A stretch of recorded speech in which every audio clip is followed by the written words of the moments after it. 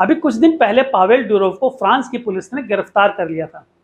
फिलहाल अब वो जेल से बाहर हैं। जैसा कि आप जानते हैं, पावेल ड्यूरोव जो टेलीग्राम ऐप के सीईओ हैं, उन्हें कुछ दिन तक हिरासत में रखा गया क्योंकि उन पर और उनके ऐप पर कंटेंट मॉड्यूलेशन और मनी लॉन्ड्रिंग का इल्जाम है।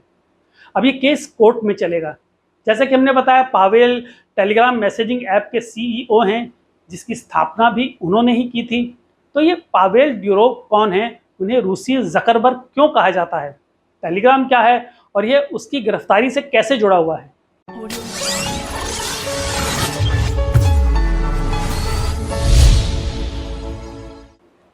नमस्कार, मैं अमित राज। आइए पहले पावेल ड्यूरोव के बारे में जानें। ये 39 वर्ष के हैं। उनका जन्म रूस के सेंट पीटर्सबर्ग शहर में हुआ था। पावेल की 11वीं कक्षा में रुचि प्रोग्रामिंग और वर्चुअल कंप्यूटर प्रोजेक्ट्स में हो गई। हाई स्कूल से सिल्वर मेडल के साथ ग्रेजुएट होने के बाद सेंट पीटर्सबर्ग स्टेट यूनिवर्सिटी में उन्होंने फैकल्टी ऑफ फिलॉसफी में प्रवेश लिया। प्रोग्रामिंग के लिए भाषाओं का अध्ययन करने के अलावा पावेल ड्यूरोव ने सैन्य प्रशिक्षण भी लिया था। वो एक रिजर्व लेफ्टिनेंट का रैंक प्राप्त कर चुके हैं। पावेल ने यंग एज में ही करोड़पति बनने का फैसला कर लिया था। वो जानते थे कि वो इंटरनेट के लिए बने हैं। साल 2006 में उनकी ज़िंदगी बदल गई, तब जब वे कॉलेज के छात्र थे। फेसबुक नया नया लॉन्च हुआ था और इसने धूम मचा दी थी। तो इससे ड्यूरोव प्रेरित हुए। वह इसे रूस में दोहराना चाहते थे। तो पावेल ड्यूरोव ने अपने भाई निकोलाई के साथ मिलकर वी कॉन्टेक्टे नामक एक ऐप लॉन्च किया। और मैं आपको बता दूं कि निकोलाई ही इस कंपनी के टेक्निकल डायरेक्टर थे। उनका ये ऐप बिल्कुल फेसबुक के जैसा दिखता था और यह गेम चेंजर साबित हुआ।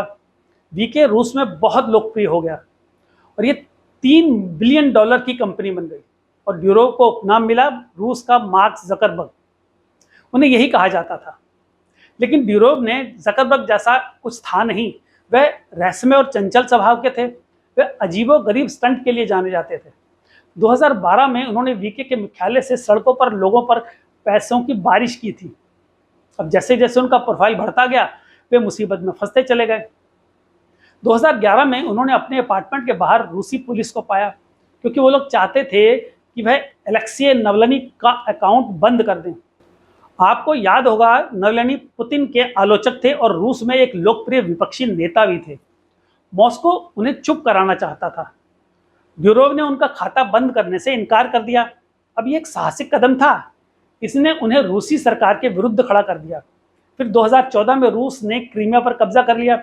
मॉस्को ने ड्यूरोव से वीके पर यूक्रेनी नेताओं का निजी डाटा शेयर करने को बोला। ड्यूरोव ने फिर इनकार कर दिया, लेकिन ये दबाव वो झेल नहीं पाए। इसलिए उन्होंने अपनी कंपनी बेच दी और रूस छोड़ दिया।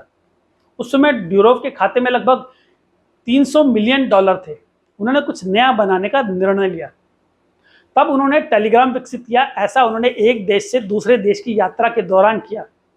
2013 में टेलीग्राम को बिना किसी धूमधाम के चुपचाप लॉन्च किया गया, जिसके बाद ड्यूरोव दुबई में ही बस गए। वैसे उनके पास फ्रांस की नागरिकता भी है। अब ये स्पष्ट नहीं है कि उन्हें यह कैसे मिली, लेकिन उनके पास है। बेशक टेलीग्राम रूस को पसंद नहीं आया, इसलिए शुरुआत में मॉस्को ने ऐप पर प्रतिबंध लगाने की कोशिश की, लेकिन जल्द ही उन्होंने इसे छोड़ दिया। इससे भी अधिक दिलचस्प बात यह है कि मॉस्को अभी भी ड्यूरोव को अपना नागरिक मानता है और उसकी गिरफ्तारी की निंदा कर रहा है। उनका कहना है कि पावेल ड्यूरोव की गिरफ्तारी का मतलब है कि बोलने की आज़ादी नहीं है। यूरोप में बोलने की आज़ादी खत्म हो गई है। एलन मस्क आज़ाद हैं, मार्क जकरबर्ग स्वतंत्र हैं, लेकिन पावेल ड्यूरोव गिरफ्तार किए गए हैं। क्यों? क्योंकि वह रूसी हैं। ये राष्ट्रीयता से रूसी हैं और वह नागरिकता से भी रूसी हैं। इसलिए उन्हें एक दुष्ट रूसी के रूप में पश्चिम के लिए बलि का बकरा बनने वाले व्यक्ति के रूप में खोजा गया है। चलिए थोड़ा उनके व्यक्तिगत जीवन की बात करें। तो ड्यूरोव उदारवादी विचारों का पालन करते हैं, शाकाहार का समर्थन करते हैं। इसके अलावा पावेल शराब नहीं पीते और यात्रा करना पसंद करते हैं। और ड्यूरोव के परिचितों का कहना है कि जीवन में पावेल विनम्र हैं, संवादहीन हैं और अपने निजी जीवन के बारे में बात करना पसंद नहीं करते। साथ ही ये भी ज्ञात है कि पावेल खूबसूरत लड़कियों के बहुत बड़े प्रेमी हैं। मॉडल्स के साथ उनकी तस्वीरें अक्सर इंटरनेट पर दिखाई देती हैं। और शादी के मामले में तो वो सलमान खान की तरह हैं। कुछ लोग कहते हैं कि शादी हो गई है, लेकिन कोई पुख्ता सबूत नहीं है। पावेल ने इसको एक रहस्य बनाकर रखा है।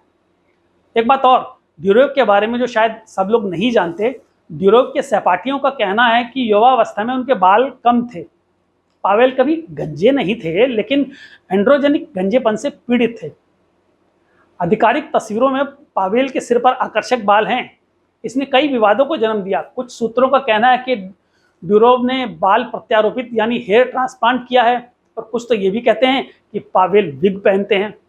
बहरहाल, अब ड्यूरोव की संपत्ति लगभग $15.5 बिलियन है, और अधिकांश अरबपतियों की तरह उनकी भी खासियत है। वे ज़्यादातर काले कपड़े पहनते हैं, वे एकांत में जीवन जीना पसंद करते हैं, और उनका दावा है वो स्पर्म डोनर भी हैं। जाहिर तौर पर वह जिस चीज़ को सबसे ज़्यादा परवाह करते हैं वो है गोपनीयता और बोलने की आज़ादी। और यह उनके द्वारा बनाए गए टेलीग्राम मैसेजिंग ऐप में दिखता है।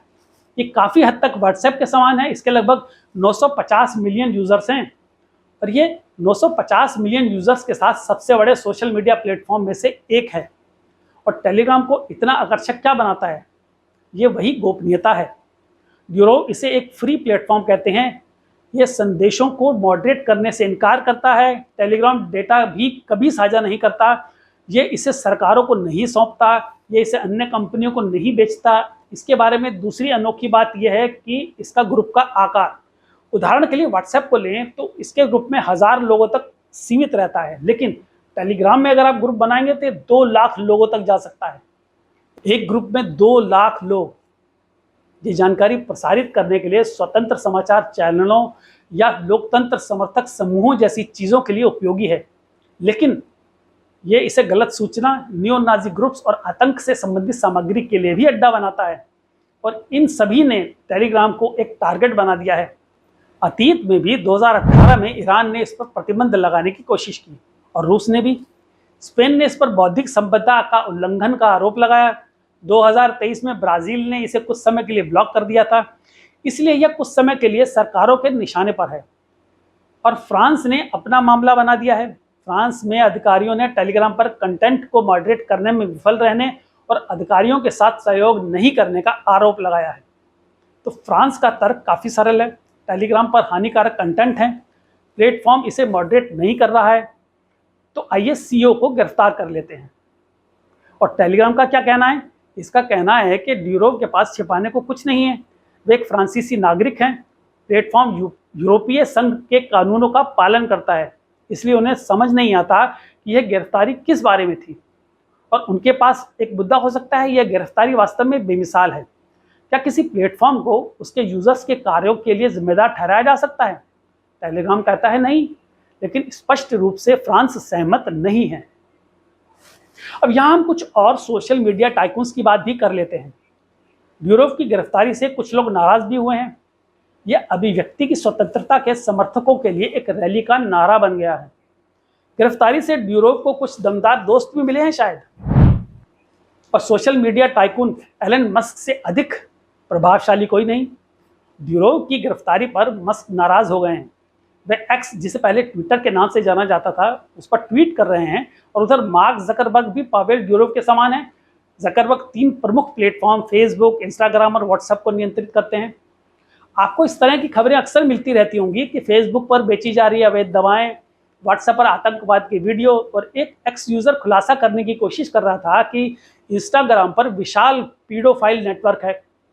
ये सभी चीज़ें जकरबर्ग के प्लेटफॉर्म पर होती हैं, और ये वर्षों से खतरा बनी हुई हैं। तो फ्रांसीसी पुलिस पूछताछ के लिए मार्क जकरबर्ग को हिरासत में लेने की कोशिश क्यों नहीं कर रही? एलन मस्क के पास इसका उत्तर है।